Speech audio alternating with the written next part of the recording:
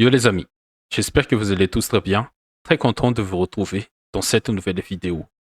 Le Sénégal réussit son entrée en jeu dans cette CAN avec cette belle victoire 3-0 contre la Gambie. Pape Gueye a ouvert le score avant que le jeune Lamine Camara inscrit un doublé pour solder cette petite balade des champions en titre.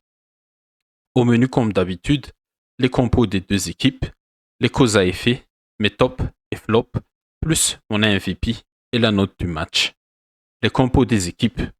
Pour le Sénégal, c'était un 3-4-3/4-3-3 selon l'animation, avec Edouard Mendy dans les buts, Koulibaly, Abdou Diallo et Niakate ont formé le trio défensif.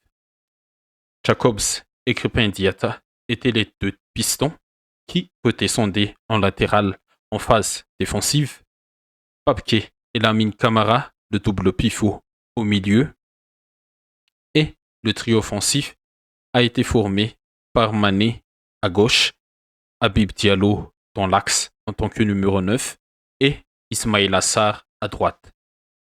Pour la Gambie, ils ont joué en 4-2-3-1 avec Gaye dans les buts, Touraï le latéral gauche, Colley et Gomez l'axe central de la défense et Janko à droite pour former la ligne défensive.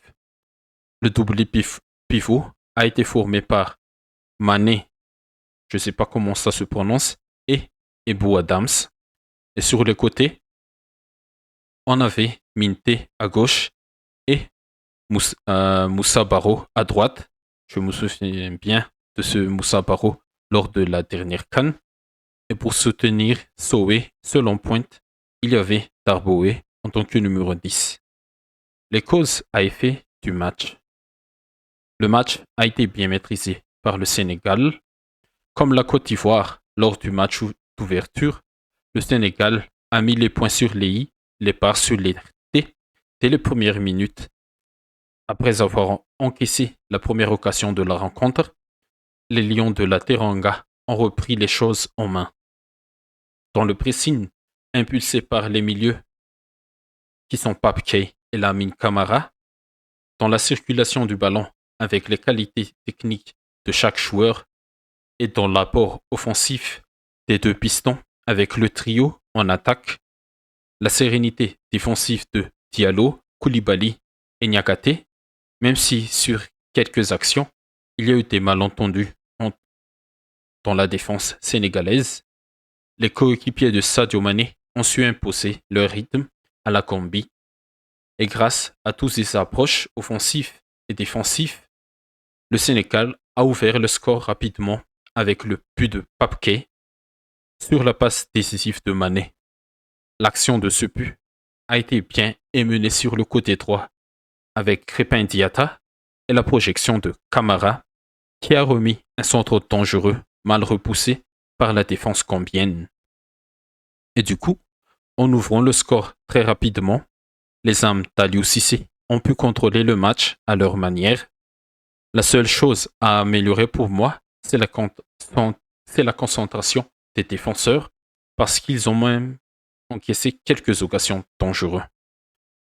Bon, faut quand même mentionner cette grosse coupure. C'est peut-être le moment fort de la première mi-temps. Toutes les chaînes diffuseurs de la compétition n'ont pas eu d'image pendant presque 30 minutes, mais c'est pas de leur faute. C'est à cause du mauvais temps en Côte d'Ivoire, mais on espère que les autorités qualifiées trouveront des solutions contre ça aux prochains jours. Et le deuxième point à mentionner dans cette cause à effet, c'est l'avantage numérique bénéfique. Juste avant la mi-temps, Ebou Adams, le milieu gambien, est exclu à cause de sa grossière faute sur Camara, si je me souviens bien. Carton rouge mérité pour moi, il pouvait éviter de faire cette faute.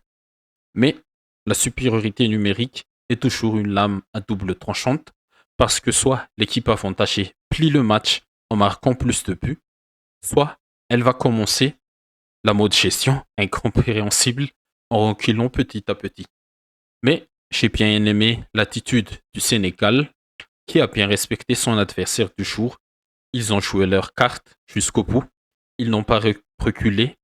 Et résultat des comptes, le jeune Lamine Camara inscrit son premier doublé en équipe A en deuxième mi-temps. Le premier but sur une belle passe d'Ismaïla Assar qui a bien utilisé son appel et Camara a bien croisé sa frappe. Et pour son doublé, un magnifique but aussi, un tir plein de finesse qui se loge dans la lucarne de Gaillet. Mais avant le but, il faut mettre aussi en valeur le travail de débordement fait par Iliman Ndiaye sur le côté droit. Mes tops, mes flops et mon MVP maintenant. Pour mes tops, il y a Lamine Camara, bien évidemment. Il marque un doublé.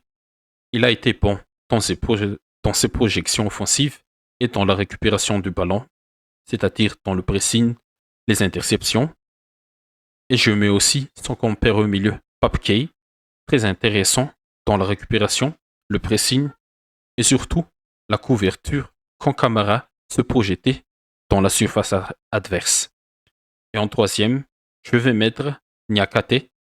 C'est pour moi le seul des trois centraux sénégalais qui a été le plus correct durant le match. Et mes flops, je n'ai qu'un flop pour ce match, c'est Ebou Adams. Il pouvait éviter cette faute qui lui coûte le match et bien sûr qui pénalise toute son équipe après. Et du coup, mon MVP, c'est bien sûr Lamine Camara. C'est peut-être l'un des jeunes joueurs à suivre pendant cette CAN. La note du match maintenant. Pour l'ambiance, je vais mettre un 6 sur 10.